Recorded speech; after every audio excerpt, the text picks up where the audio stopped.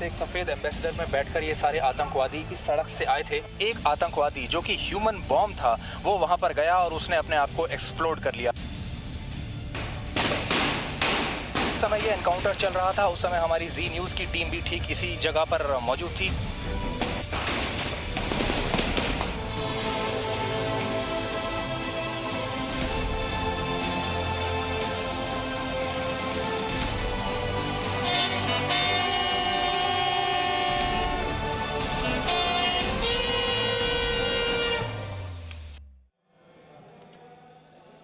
आज 13 दिसंबर है। संसद पर हमले की 19वीं बरसी। आज के दिन 2001 में संसद पर जैश ए मोहम्मद के आतंकियों ने हमला किया था। इस हमले में 9 सुरक्षाकर्मी शहीद हो गए थे। आज पीएम मोदी ने संसद हमले के शहीदों को श्रद्धांजलि दी। पीएम ने कहा कि देश इस कायरतापूर्ण हमले को कभी नहीं भूल सकता।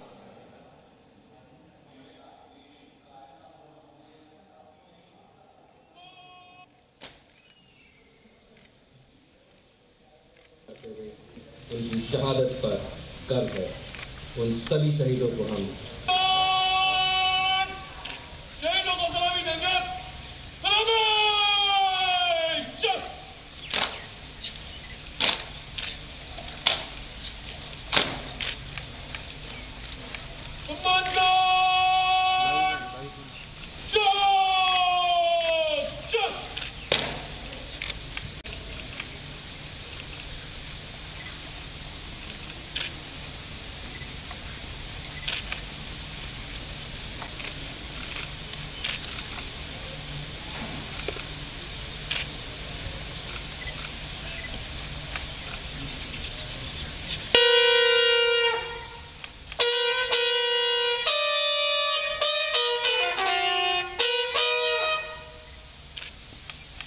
अब हम शहीदों के सम्मान में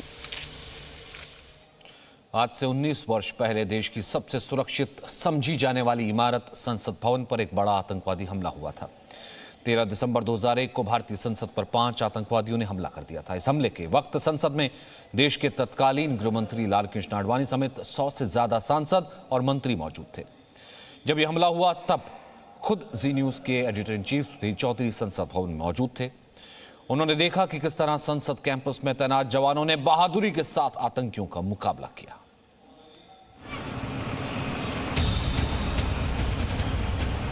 सामने ये पार्लियामेंट का मुख्य द्वार है जहां से एक सफेद एम्बेसडर में बैठकर ये सारे आतंकवादी इस सड़क से आए थे। एक आतंकवादी जो कि ह्यूमन बॉम्ब था वो वहां पर गया और उसने अपने आप को एक्सप्लोड कर लिया।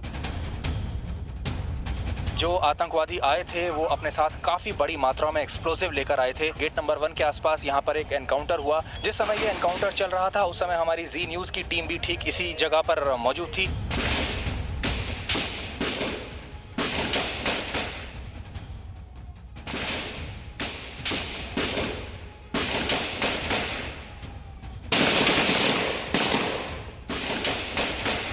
चलो भागे।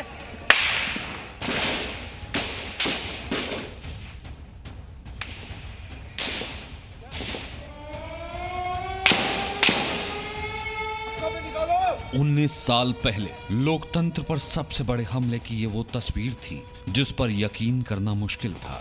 लेकिन ये भारतीय लोकतंत्र की बदकिस्मती थी कि हर तस्वीर सच थी और देश की संसद पर सबसे बड़ा आतंकी हमला हो चुका था। 13 दिसंबर 2001 संसद भवन, समय 10:15। दिसंबर की गुनगुनी धूप के बीच शुरू हुआ संसद का शीतकालीन सत्र और दिनों की तरह ही सामान्य था। सरकार पर आरोप प्रत्यारोप का दौर चल रहा था। वक्त था 11:20। संसद में सियासी घमासान के बाद कुछ सांसद संसद भवन से बाहर निकल गए थे। कुछ ऐसे थे जो सेंट्रल हॉल में बातचीत में मशगूल हो गए। संसद परिसर में गाड़ियों के आने जाने का दौर शुरू हो गया और इसी बीच एक सफेद एम्बेसडर कार की संसद परिसर में एंट्री होती है। इस कार पर लाल बत्ती और गृह मंत्रालय का स्टिकर लगा हुआ था।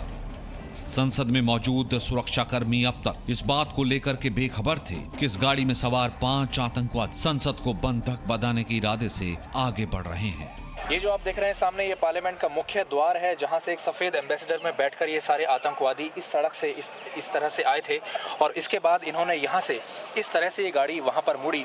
और जो सामने आप देख रहे हैं वो गेट नंबर 11 है, जहाँ से वाइस प्रेसिडेंट और दूसरे जो गणमान्य लोग हैं वो वहाँ से संसद भवन में जाते हैं।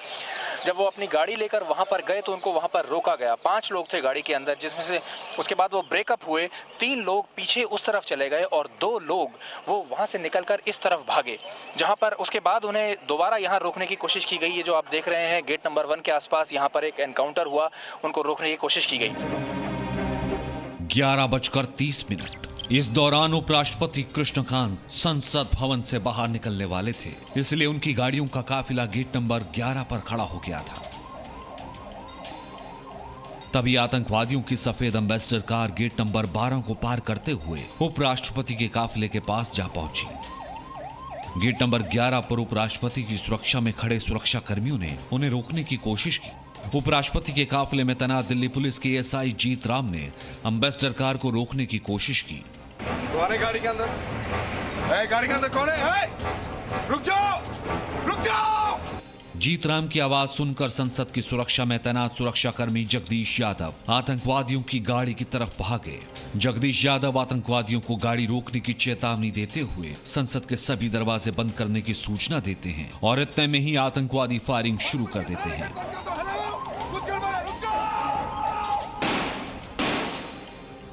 इस फायरिंग में जगदीश यादव को गोली लग गई और वो शहीद हो गए।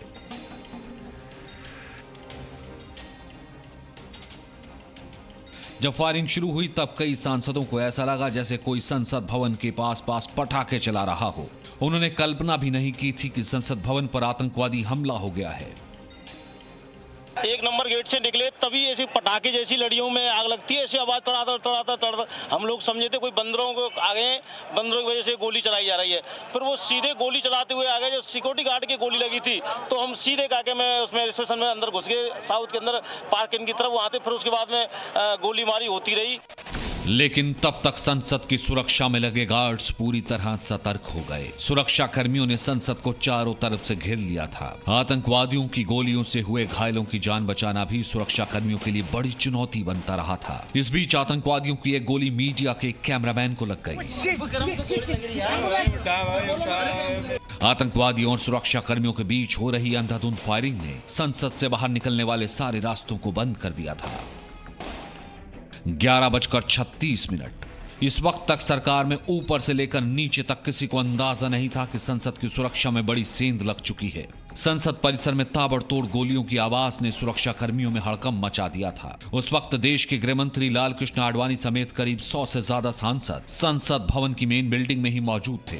आतंकवादियों का मकसद किसी भी तरफ से संसद में घुसकर मंत्रियों और सांसदों को बंधक बनाना था, लेकिन संसद के दरवाजे पहले ही बंद किए जा चुके थे और आतंकवादी अपनी पूरी कोशिश के बावजूद संसद की मेन बिल्डिंग के अंदर जाने में कामयाब नहीं हो पाए। इस बौखलाहट में आतंकवादियों ने वहां मौजूद मीडिया को निशाना बनाया, जो अपनी जान की बाजी लगाकर हमले की तस्वीर कैमरे में रिकॉर्ड कर रहे थे। जिस समय ये एनकाउंटर चल रहा था उस समय हमारी जी न्यूज़ की टीम भी ठीक इसी जगह पर मौजूद थी। आप हमारे पीछे देख सकते हैं, ये एक खास जगह बनाई गई है जहां मीडिया के लोगों को, जहां पर लोग खड़े होते हैं। सारे नेता यहीं पर आते हैं हमसे बातचीत करने के लिए और हर रोज़ की तरह हमारी कैमरा टीम आज भी यहाँ पर मौजूद थी और ठीक 15 मीटर की दूरी पर यहाँ से एनकाउंटर चल रहा था। सारे कैमरामैन उस समय यहाँ पर मौजूद थे और गोलियां जब आतंकवादियों ने देखा, यहाँ पर उन्होंने मीडिया के लोगों को देखा तो उन्होंने यहाँ भी गोली चलानी शुरू कर दी। हमारे कैमरामैन थे उस समय यहाँ पर शंकर मलिक। शंकर, आपने मौत को इतने करीब से देखा, कैसे बचे आप? अब मैंने जो पहले देखा जाए, पहली बार ऐसे हो रहा है। मैंने मेरे साथ में एक बंदा था, उसको गोली लगा, मैं अपने कान में खुद उठा के लेके और एम्बुलेंस में छोड़ के आया। जी, और ये तो जी न्यूज़ की टीम की कहानी थी जो उस समय यहाँ पर मौजूद थे। यहाँ पर और भी काफ़ी सारे पत्रकार मौजूद थे जिन्होंने अलग अलग जगहों पर छुपकर अपनी जान बचाई। इस बीच गोली एक आतंकी के शरीर पर बंधे विस्फोटक की बेल्ट से टकरा गई और पलक झपकते ही विस्फोटक में धमाका हो गया और आत्मघाती आतंकी के शरीर के निचले हिस्से की धज्जियां उड़ गई। इस धमाके की गूंज और जले हुए बारूद की गंध हर तरफ फैल गई। वहां पर एक आतंकवादी जो कि ह्यूमन बॉम्ब था वो वहां पर गया और उसने अपने आप को एक्सप्लोड कर लिया। एक्सप्लोजन इतना ज़्यादा बड़ा था कि वहां पर ऊपर तक छत तक जो है मांस के लोथड़े ऊपर लगे हुए हैं, मांस चारों तरफ फैला हुआ है वहां पर। आतंकियों को रोकने के लिए जबरदस्त जवाबी फायरिंग जारी थी और इस बीच 5 में से 3 आतंकी हमजा, राणा और राजा अंधाधुंध फायरिंग करते हुए गेट नंबर 9 की तरफ बढ़ रहे थे। लेकिन सुरक्षा कर्मियों के निशाने के सामने आते ही ये तीनों आतंकी भी गेट नंबर 9 पर मारे गए। हालांकि एक आतंकवादी हैदर की तलाश अब भी जारी थी।